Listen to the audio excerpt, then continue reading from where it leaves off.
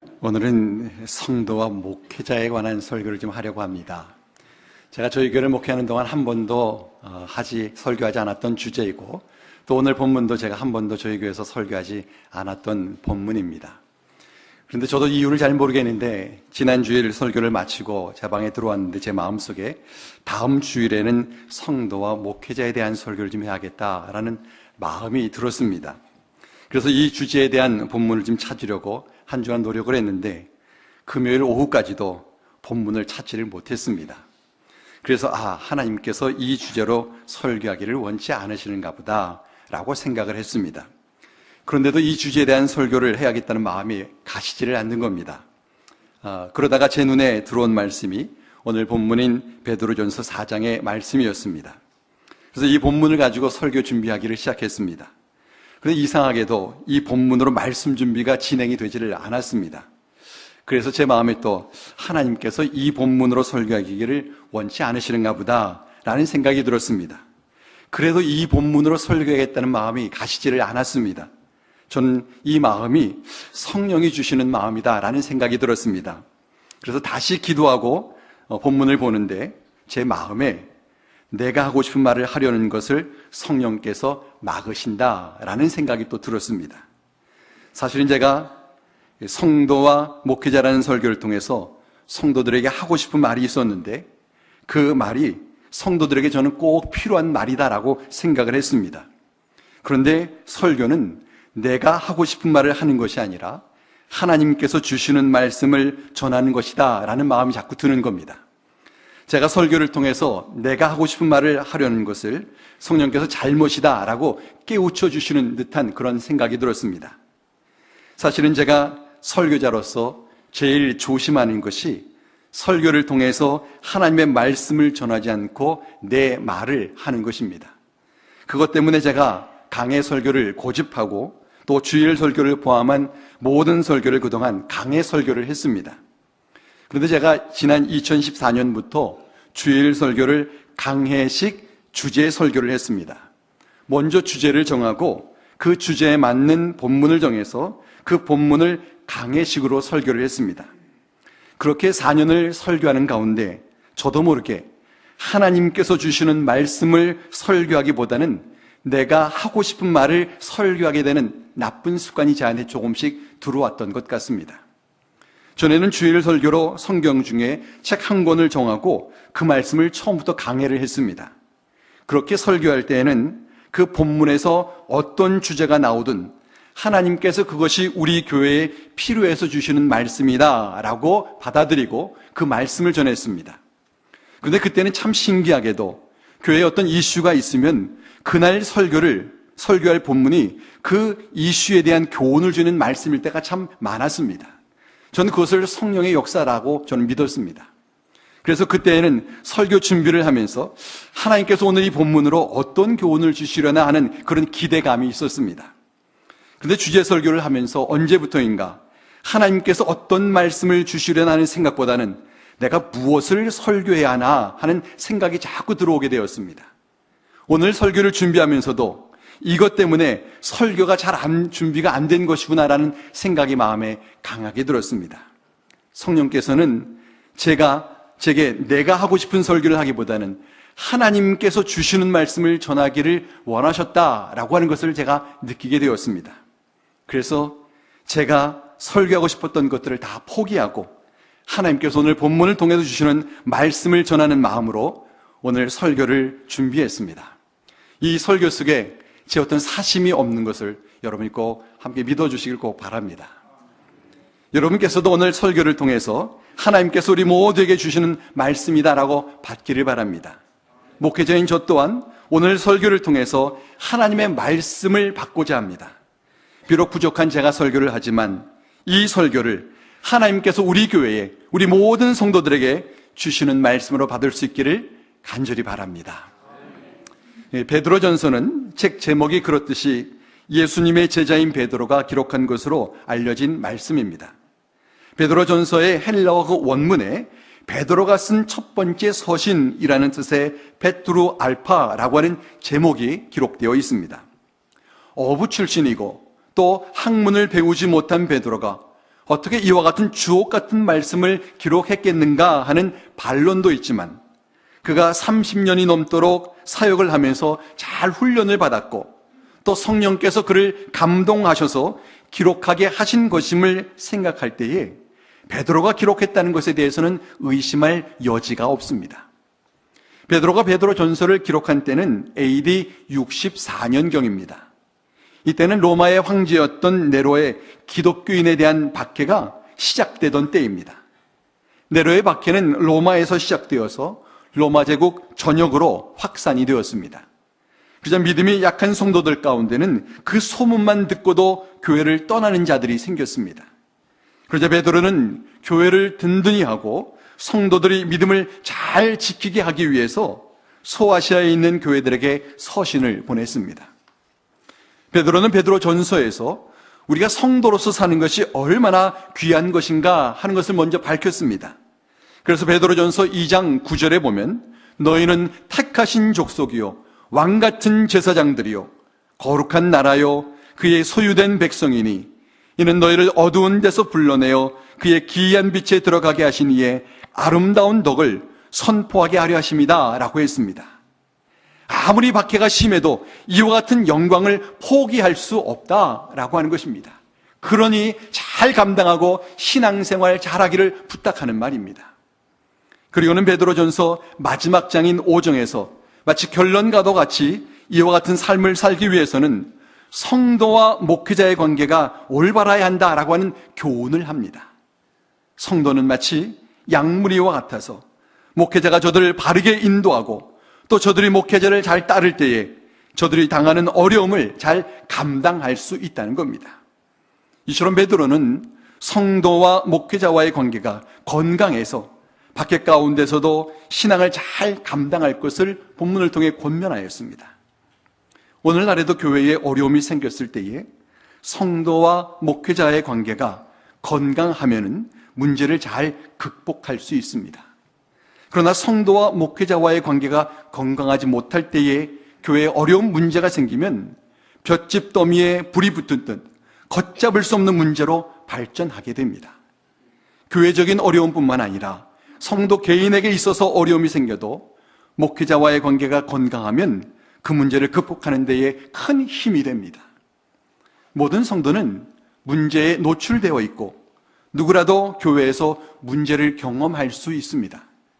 왜냐하면 교회는 죄인들이 모인 곳이고 성도는 아직 성화되는 과정에 있는 사람들이기 때문입니다. 그러니까 교회에서 문제를 경험하는 것이 문제가 아니라 문제를 이겨낼 준비를 갖추지 못한 것이 문제입니다.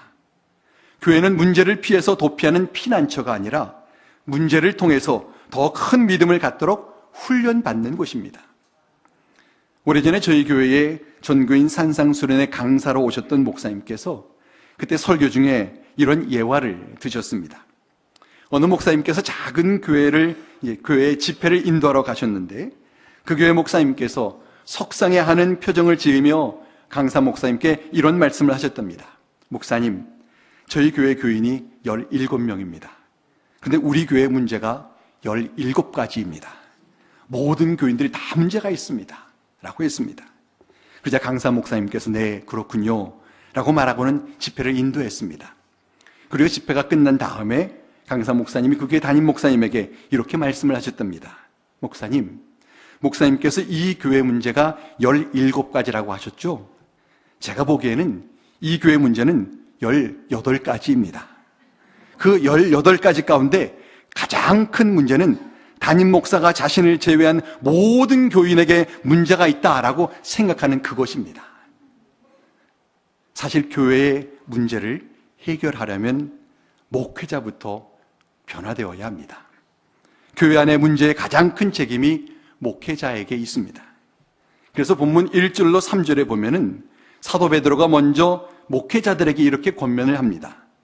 너희 중 장로들에게 권하노니 나는 함께 장로된 자요 그리스도의 고난의 증인이요 나타날 영광에 참여할 자니라. 너희 중에 있는 하나님의 양무리를 치되 억지로 하지 말고 하나님의 뜻을 따라 자원함으로 하며 더러운 이익을 위하여 하지 말고 기꺼이 하며 맡은 자들에게 주장하는 자세를 하지 말고 양무리의 본이 되라. 너희 중에 장로들에게 권하노니 라는 말은 교회 중에 있는 장로들에게 권한다는 겁니다.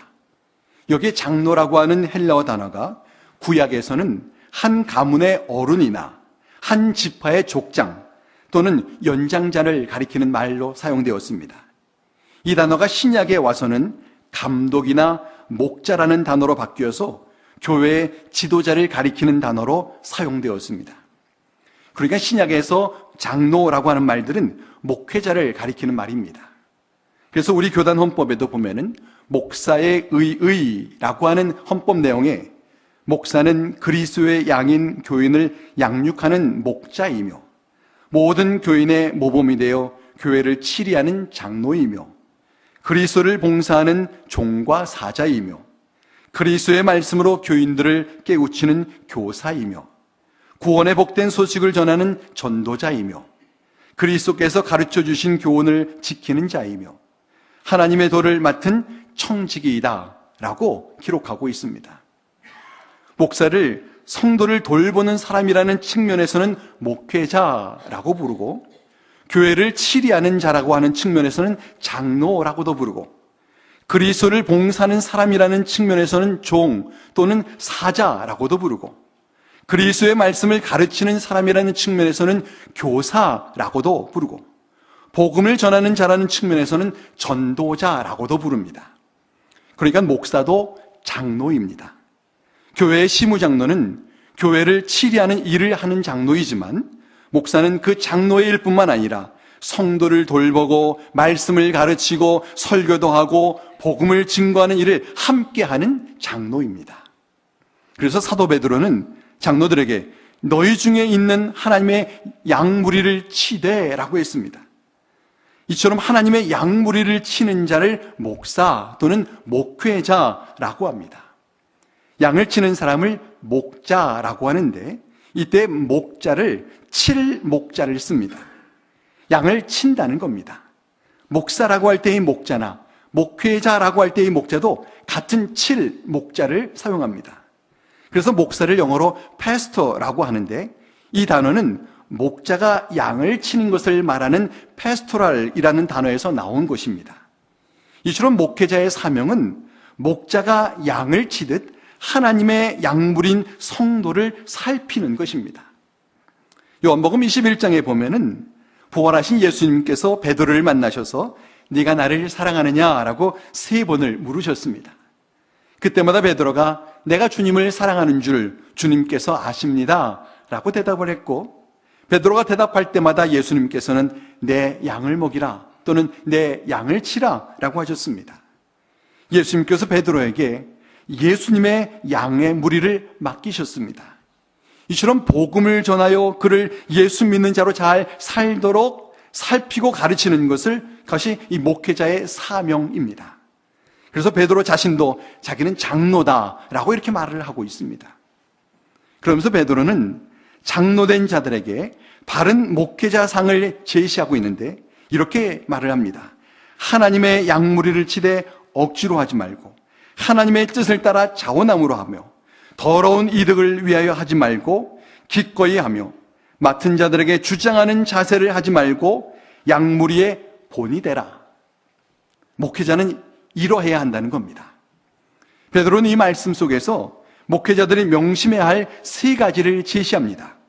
첫째는 하나님의 양무리를 치되 억지로 하지 말고 하나님의 뜻을 따라 자원함으로 하라는 것입니다. 이것은 목회자로서 하나님께 대한 어떤 자세로 해야 하는가 하는 것을 말하는 것입니다.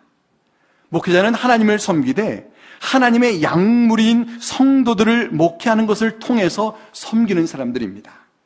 성도가 목사의 교인이 아니라 하나님의 양과 같은 존재라는 것을 인식해야 합니다. 이처럼 목사는 성도를 하나님께서 맡기신 양물이라고 생각해야 합니다. 목회자가 성도들에게 소홀히 하는 것은 하나님께 대하여 소홀히 하는 것이고 목회자가 성도들에게 정성을 다하는 것은 하나님께 대하여 정성을 다하는 것입니다.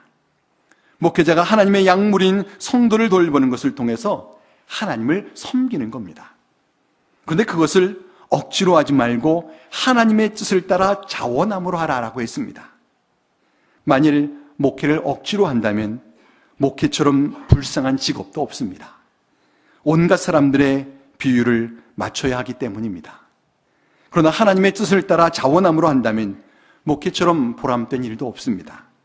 하나님의 뜻이 영혼을 구원하는 것이고 그 일에 자원하여 충성하는 것은 하나님께 상급받을 일이기 때문입니다.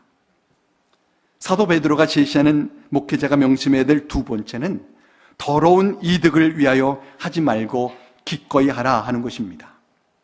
이 말을 현대인의 성경에 보면은 단순히 봉급을 받을 생각으로 해서는 안 되며 진심으로 양떼를 보살펴야 합니다 라고 번역을 했습니다. 이것은 목회자가 자기 자신에 대하여 어떤 자세를 가져야 하는가 하는 것을 말하는 겁니다. 목회를 돈 벌기 위한 수단으로 하지 말라는 겁니다. 목회도 직업이라고 말할 수 있지만 성경적으로는 직업이 아닙니다. 직업은 돈 벌기 위해서 하는 일이지만 목회는 돈 벌기 위해 하는 일이 아니라 하나님의 양무리를 보살피기 위해서 하는 일입니다. 목회자에게 사례비를 주는 것은 수고의 대가로 주는 것이 아니라 목회자가 목회에 전념할 수 있게 하기 위해서 주는 것입니다. 성도와 목회자와의 관계는 고용주와 피고용인의 관계가 아니라 목회를 위해 생활비를 책임져 주는 사람들과 저들을 위해 목회하는 사람의 관계이어야 합니다. 이처럼 목회자는 사례비를 받기 위해서 일하는 사람이 아닙니다. 그렇기 때문에 목회자는 사례비를 요구하는 자세에 이어서는 안 되고 어떤 것이든 감사함으로 받을 수 있어야 합니다. 만일 목회자의 사례비가 수고비가 된다면 더러운 이득이 될 것입니다. 왜냐하면 수고한 시간을 따져서 손해보지 않으려 할 것이기 때문입니다. 그러므로 목회자는 사례비에 연연하지 않고 맡은 일에 충성해야 합니다. 사도 베드로가 제시하는 목회자가 명심해야 될 세 번째는 성도를 대하는 자세입니다. 사도 베드로는 맡은 자들에게 주장하는 자세를 하지 말고 양무리의 본이 되라고 했습니다. 여기 맡은 자들이란 목회자들의 각자가 책임지고 돌봐야 할 양무리를 말하는 겁니다. 주장하는 자세를 하지 말라는 것은 성도들 위에 군림하지 말라는 겁니다. 그래서 주장하는 자세를 하지 말고 라고 하는 이 말을 공동번역 성경이나 현대인의 성경에 보면은 지배하려 들지 말고 라고 이렇게 번역을 했습니다. 목회자가 지도자인 것은 사실이지만 군림해서 지도하는 자가 아니라 본을 보여 지도하는 자입니다. 목회가 어려운 것은 목회자가 먼저 본을 보여야 하기 때문에 사실 어려운 것입니다. 목회자는 입으로 설교를 하지만 삶을 통해서 그 설교를 보여주어야 합니다. 설교 중에 제일 어려운 설교가 삶으로 보여주는 설교입니다. 성도는 설교를 듣고 변화되기보다는 목사가 설교한 것을 삶으로 본을 보일 때에 변화됩니다. 그렇기 때문에 목회자는 성도를 대할 때에 내가 본을 보여야 할 자로 대해야 합니다. 목회자가 하지 않는 것은 성도들도 절대로 하지를 않습니다. 그러나 목회자가 먼저 본을 보이면 성도들도 차츰 따라하게 됩니다. 그렇기 때문에 성도들의 문제는 목사의 문제라고 할 수 있고 성도들의 수준이 목사의 수준이라고 할 수 있습니다. 그러므로 목회자는 언제나 성도들에게 본이 되어야 합니다. 이같이 목회자가 명심해야 할 것만 생각하면 목회처럼 참 불쌍한 것도 없어 보입니다. 그러나 목회는 불쌍한 것이 아니라 영광스러운 것입니다. 왜냐하면 주님께서 그의 하는 일에 대한 상급을 책임져 주시기 때문입니다. 그래서 4절에 보면은 그리하면 목자장이 나타나실 때 시들지 아니하는 영광의 관을 얻으리라 라고 했습니다. 목자장이신 예수님께서 재림하실 때에 시들지 않는 영광의 관, 곧 생명의 면류관을 그에게 주신다고 말하고 있는 것입니다. 목회자는 이것을 바라며 목회하는 것입니다. 여러분이 설교를 들으시면서 그러니까 목사님만 잘하시면 됩니다 라고 생각하실 것입니다. 물론 정말 그렇습니다. 목회자가 잘해야 합니다.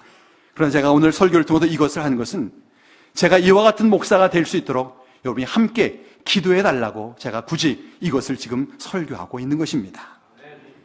목회자들에게 권면한 베드로는 이제 성도들에게 5절과 6절에서 이렇게 권면을 합니다. 젊은 자들아, 이와 같이 장로들에게 순종하고 다 서로 겸손으로 허리를 동이라. 하나님은 교만한 자를 대적하시되 겸손한 자들에게는 은혜를 주시느니라. 그러므로 하나님의 능하신 손 아래에서 겸손하라. 때가 되면 너희를 높이시리라. 젊은 자들이라는 말은 장로들이라는 말에 대칭되게 사용된 말입니다. 장로라는 말이 연장자를 라는 의미를 갖고 있기 때문에 성도들을 젊은 자들이라고 지금 부르고 있는 것입니다. 성도가 목회자를 어떻게 대해야 하는가 하는 것에 대해서 말하고 있는 것입니다.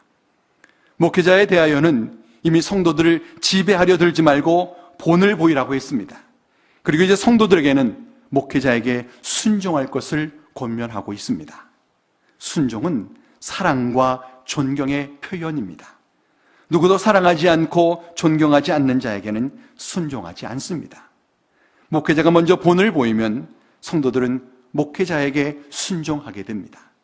그래서 사도 베드로가 먼저 목회자들에게 권면한 것입니다. 이처럼 목회자의 과제는 하나님의 말씀에 따라 성도들에게 본을 보이는 것이고, 성도들의 과제는 하나님의 말씀에 따라 목회자에게 순종하는 것입니다. 그래야 목회자들이 전하는 하나님의 말씀이 성도들의 삶 속에서 열매를 맺을 수 있기 때문입니다. 그런데 사도 베드로는 다 서로 겸손으로 허리를 동이라 라고 했습니다. 여기 말하는 서로라고 하는 말은 젊은이들과 장로들을 두고 하는 말입니다. 성도와 목회자가 서로 겸손하게 섬기라는 겁니다. 사도 베드로가 하나님은 교만한 자를 대적하시되 겸손한 자들에게는 은혜를 주신다라고 했습니다. 겸손할 때에 하나님께서 주시는 은혜를 누릴 수 있다는 겁니다. 그러니까 목사도 겸손해야 하고 성도도 겸손해야 합니다. 목사는 본을 보여 겸손해야 하고 성도는 순종을 통해 겸손해야 합니다. 사도 베드로는 성도들에게 하나님의 능하신 손 아래서 겸손하라 라고 했습니다. 하나님의 능하신 손 아래서 겸손하라는 것은 목회자를 보아서는 때때로 겸손하지 못할 수도 있겠지만 하나님의 전능하심을 생각하면서 겸손하라는 겁니다. 하나님께서 결코 그로 하여금 손해보지 않게 하신다는 겁니다. 그래서 때가 되면 너희를 높이시리라 라고 했습니다. 하나님께서 그가 겸손하게 목회자에게 순종하는 것을 기억하시고 그에게 이제 상급을 베푸신다는 겁니다. 목회자를 보면 순종하기 어려울 때도 있고 또 목회자를 보면은 겸손하기 어려울 때도 있을 것입니다. 목회자를 보면서 저러면 안 되는데 라고 염려할 때도 있을 것입니다. 목회자의 그런 모습을 보면 목회자에게 순종하기가 어려울 것입니다. 목회자의 말대로 하면은 교회가 어려워질 것 같아 보일 때도 있을 것입니다. 그러나 교회의 주인은 하나님이시고 교회를 지키시는 분은 성령님입니다. 목회자나 성도가 할 일은 서로의 부족함을 보고 염려하기보다는 목회자는 성도에게 본을 보이고 성도는 목회자에게 순종하며 서로 간에 겸손하게 섬기는 것입니다. 그러면 교회는 성령께서 지켜주십니다. 그래서 사도 베드로가 7절로 10절에서 이렇게 기록을 합니다. 너희 염려를 다 주께 맡기라. 이는 그가 너희를 돌보심이라. 근신하라 깨어라. 너희 대적 마귀가 우는 사자같이 두루다니며 삼킬 자를 찾나니 너희는 믿음을 굳건하게 하여 그를 대적하라. 이는 세상에 있는 너희 성도 형제들도 동일한 고난을 당하는 줄을 알미라. 모든 은혜의 하나님 곧 그리스도 안에서 너희를 부르사 자기의 영원한 영광에 들어가게 하시니가 잠깐 고난을 당한 너희를 친히 온전하게 하시며 굳건하게 하시며 강하게 하시며 털을 견고하게 하시리라. 성도들에게 권면하는 말씀을 들은 성도들 가운데는 혹 목회자에게 순종하라는 것을 저렇게 강조하는 것은 홍동관 목사님을 어렵게 하는 사람이 있는가 라고 걱정하실지 모르는데 절대 그래서가 아닙니다. 말씀을 전하고자 하는 것입니다. 사도 베드로는 성도들과 목회자를 향해서 너희 염려를 다 주께 맡기라 라고 했습니다. 그렇게 말하는 이유는 주께서 저들을 돌보시기 때문이다 라고 말하고 있습니다. 그러니 성도와 목회자는 염려는 주님께 맡기고 자기가 해야 할 일에 충실해야 한다는 겁니다. 대적마귀가 우는 사자같이 두루다니며 삼킬 자를 찾는다고 했습니다. 목회자와 성도 간에 서로를 못마땅하게 여길 때에 대적마귀가 그 기회를 놓치지를 않고 저들을 공격하여서 교회를 어지럽히고 성도를 실족시킨다는 겁니다. 그러므로 사도 베드로는 믿음을 굳건하게 하여 마귀를 대적하라고 했습니다. 어떻게 하는 것이 마귀를 대적하는 것일까요? 마귀를 대적하는 것은 하나님의 말씀에 순종하여 자신의 맡은 몫을 잘 감당하는 겁니다. 목회자는 성도들에게 본을 보이고 성도는 목회자에게 순종하여서 목회자와 성도 간의 아름다운 관계를 갖는 것입니다. 그러면 하나님께서 목회자와 성도들을 온전하게 하시며 그 믿음을 굳건하게 하시고 강하게 하시고 믿음의 덫을 견고하게 하신다라고 했습니다. 그러므로 우리는 목회자와 성도 간에 아름다운 관계를 가져야 합니다. 그 무엇도 목회자와 성도의 그 관계를 깨지 못하게 해야 합니다. 그러기 위해 오늘 주신 하나님의 말씀대로 할 수 있어야 할 것입니다. 목회자는 성도들에게 본을 보여야 하고 성도는 목회자에게 사랑으로 순종해야 합니다. 목회자는 성도들에게 본을 보일 때, 그럴 때 겸손한 것이고 또 성도들은 사랑으로 목회자를 순종할 때 겸손한 것입니다. 그럴 때 사탄이 틈타지 못하고 교회는 화목하고 성도들은 믿음의 반석 위에 굳게 서게 될 것입니다. 목회자와 성도 간에 아름다운 관계를 가져서 하나님을 기쁘시게 하고 또 교회를 건강하게 하는 우리 모두가 되기를 주의 이름으로 간절히 축원합니다. 기도하겠습니다. 사랑이 많으신 하나님 아버지, 말씀으로 교훈해 주셔서 감사합니다. 하나님께서 우리를 하나님의 양무리로 삼아주시고 교회로 모이게 하시고 또 교회의 목회자를 허락해 주셨는데 하나님께서 기뻐하실 목회자와 성도의 관계를 우리가 이루게 하옵소서. 그러기 위하여 서로 겸손하여서 서로를 섬기게 하시며 목회자는 본을 보이고 성도는 목회자를 사랑하여 서로가 굳건한 믿음을 갖게 하시고 또 아름다운 교회를 이루게 하옵소서. 예수님의 이름으로 간절히 기도하옵나이다. 아멘.